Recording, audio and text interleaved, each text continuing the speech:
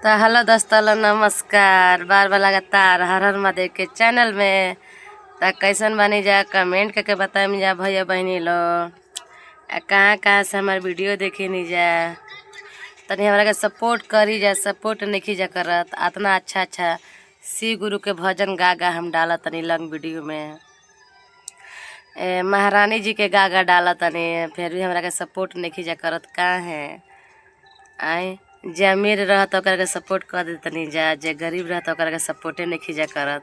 बड़ा मेहनत लागता वीडियो बनाए में, सारा काम क के फिर भी वीडियो बनावे नी डाले नी तनी सपोर्ट करी जा।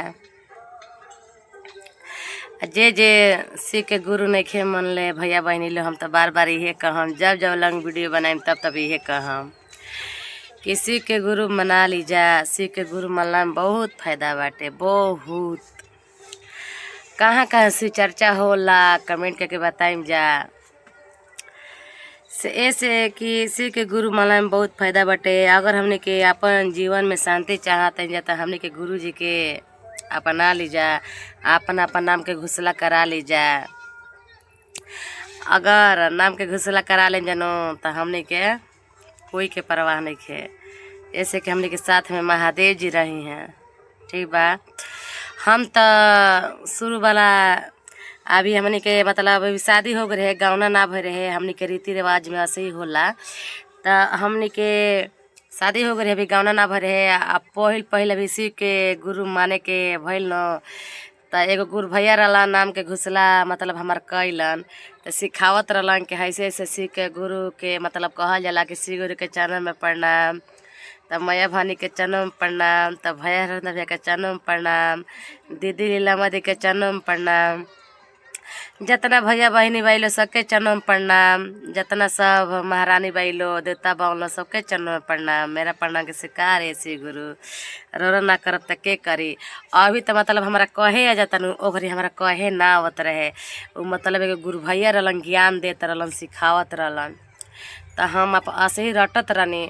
ओजा त आसन पर मतलब भैया बैठवलन हमारा के आसन पर त बैठे के बैठ गईनी।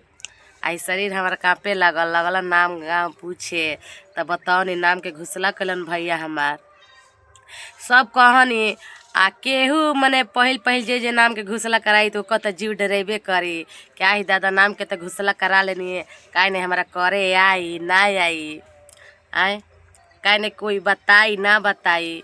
बाकी देखी सच्चा मन से अपन नाम के घुसला करा लेम न आ सच्चा मन से अगर शिव गुरु के अपना लेम दिल में बसा लेम तो सब हमने के कोई के सिखाए के ना पड़े। हमने के महादेव जी अकिल बुद्धि दे दी हैं, वो जान जाएंगे कि हमारा के सच्चा मन से मतलब जानता मानता। तो ऐसे ही हम वो जब नाम के घुसला हो गई तब अब ऐसे ही मैंने करत करत हम बैठ गनी, सारा मेहरारू बैठे रही लो वही बीच में आके बैठ गनी। तो लगनी मतलब हम डराए क्या दादा अपन हम नाम के घुसला करा लेनी काहे ने हमारा करे आई कि ना आई। तो सब मेहरारू कहत अलन कि मतलब अगल बगल के मतलब हमारे नैहर के बात कहता नहीं कि मतलब सब हमारे चाची रही लोग कहल कि अहिया हमारा घर है हम तरह के सिखाई से का करे के बाटे सुबह शाम अबू तो हम तरह के सिखाई। तो कहत रहनी के बतावा नैहर के बात तरह सब जानते बन जाके सारा काम करे के पड़ेला। फिर भी कहनी के जाए दो टाइम लगा के जाई। बाकी महादेव जी के दाया हे शिव गुरु हे भैया बहनी अपन दिल के बात बताओ तनी कि शिव गुरु हमने पर कितना कृपा कैले बनन हमारा पर। भले धन देश चाहे जन दे चाहे घर देश चाहे मत देश, बाकी महादेव जी जौन कहें तन हमारा पर सहाय रहे ने बाल बच्चा पर कृपा अपन बरसावे ने। तो वो जान गलन कि हमारा सच्चा शिष्य मिल गई बिया। तो हम अपन लगनी कहे न तो वही जे लगनी महादेव जी हमारे के मतलब है दिमाग बन दिमाग में बस गई महादेव जी आ लगनी हमारा के रटवाए खूब रटे लगनी कहे जौन जनी हमारा के कहत रही हन कि चल हम तरह के सिखाई लगनी उनकरे के हम सिखाए।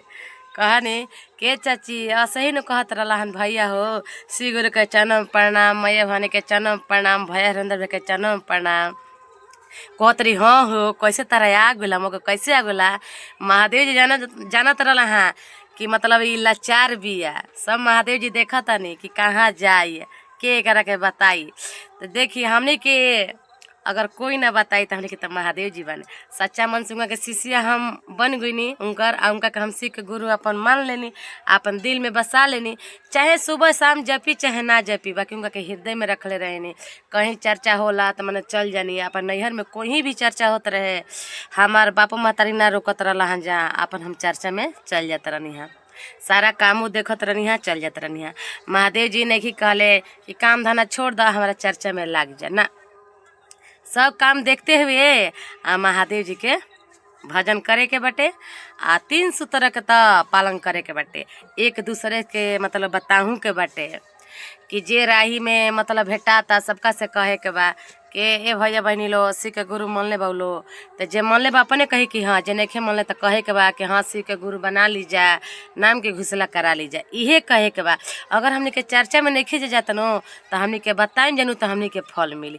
एक दूसरे से पहचान करम जा, कराइम जा महादेव जी के, तो जरूर फल मिली। तो इहे हम कहतनी भैया बहनी लो कि भले रो चर्चा नहीं करत कहा बा कि एक दूसरे से रो कहम नु तो रो उतने फल मिली। आ जे घर में बा लइका लइकी बेटा पतोह चाहे सास ससुर जे भी बा, गोतिनी भसुर सबका के समझावा, सबका से कह। तो ये कहे के बाटे कोई भी बाहर से फ़ोन करता तो ये कहे के बाटे, कोई पूछेला उन्हें से का हो का हाल बा, आ त का हाल बा सब श्री गुरु के दया बा, इहे हमने के कहे के बाटे।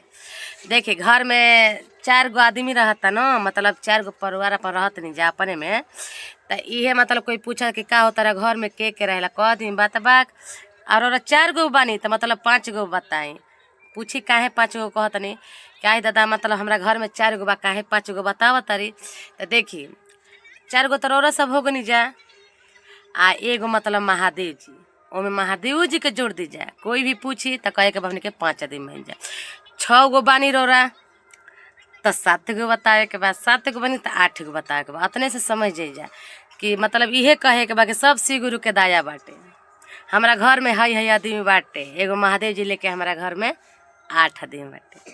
तो देखी हमारा घर में के बाटे हम बता देतनी। देखो उन्हें बिलाई बाजल भाई। तो देखी हमारा घर में के बाटे, 5 गो हमार लड़का फैका, एगो हम, एगो हमार पति देव, एगो हमार श्री गुरु।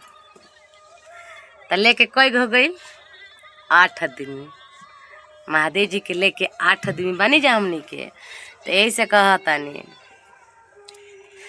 कि देखी जा श्री के गुरु बनाई जा, अपन अपन नाम के घोषणा कराई जा, अपन जिंदगी में नाम कमाई जा। महादेव जी है नैया पार लगे हैं, यह पार करे हैं। मतलब तनी बोले में मतलब बनावे नहीं खेवा, तनी कबो कबो भटभटा देतनी, तनी भटभटा जातनी, तनी ओकरा खातिर माफ़ी चाहतनी, तनी समझाइम जा। नए नए चैनल खोलले बनी, बनाए नहीं खे और तनी भोजपुरी भाषा में बोला, तनी हम भोजपुरी भाषा बोले नहीं। तो देखी जा हम वीडियो में शुरू से अंत तक ले हम वीडियो रो सब देखम जाए, ठीक बा। हम वीडियो में मतलब रो सबके देखा देतनी, रो सबके समझा देतनी कि हम श्री गुरु के कैसे कैसे मानले रहनी है, कहाँ मानले रहनी है, और श्री गुरु हमारा कहाँ मिल रहा, ठीक बा। हमें वीडियो देखम जा शुरू से अंत तक ले, तब समझ में आई। और कैसे कैसे भी मैंने भुला गल बनी, कैसे कैसे श्री गुरु के हम जोहले रहनी है, कैसे कैसे हम श्री गुरु मिल रहा हैं, हम बताई अगला वीडियो में। फिलहाल हमार वीडियो ही देखम जा, ठीक बा, आ सपोर्ट करम जा। आ जैसे जैसे श्री गुरु के मतलब कृपा भइल बटे, आ कहाँ कहाँ मतलब चर्चा में गुरु ने अपन नैहर में, आ कैसे कैसे एजा चर्चा हम करे लगनी है, उहो रो सबसे बताई बाकी अगला वीडियो में, ठीक बा। हर हर महादेव, घर घर महादेव, पूरा देश में महादेव, श्री गुरु के अपना लीजा। फिलहाल हमार वीडियो देखम जा, बाय बाय। शुरू से हम तक ले सपोर्ट करम जा।